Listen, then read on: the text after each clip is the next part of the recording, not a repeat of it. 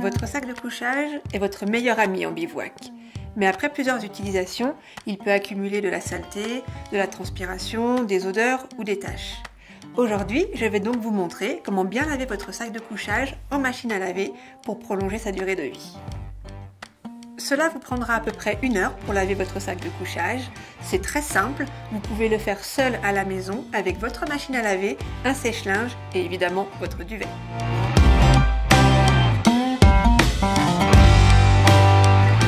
Qu'il soit en synthétique ou en duvet plume, votre sac de couchage pourra être lavé en machine. Attention, en lavant votre sac de couchage trop souvent, vous risquez de l'abîmer. Nous vous conseillons de le laver environ 1 fois par an, surtout si votre sac de couchage est en plume et duvet.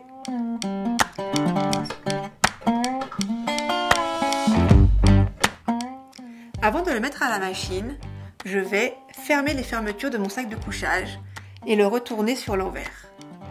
On va également ajouter 2 ou 3 balles de tennis ou des boules de lavage dans la machine avec le sac de couchage.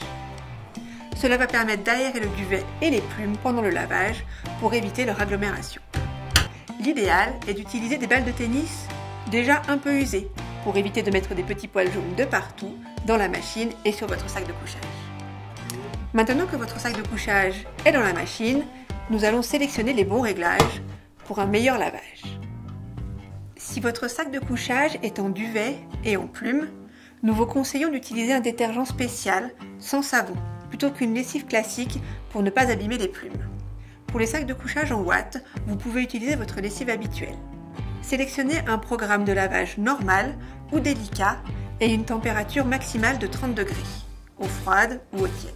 Concernant l'essorage, choisissez un programme très délicat.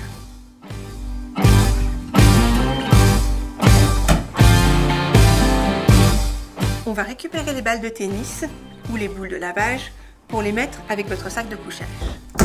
Au séchage, les balles de tennis permettent de bien redonner du gonflant au sac. Pour ne pas abîmer votre sac de couchage, on choisira une température basse. S'il est encore un petit peu humide après un premier cycle de séchage, n'hésitez pas à réitérer l'opération 1 ou 2 fois pour qu'il soit totalement sec. Voilà, on a vu ensemble comment bien laver votre sac de couchage pour le maintenir en bon état. Et maintenant, c'est à vous de jouer pour profiter au mieux de vos nuits de bivouac.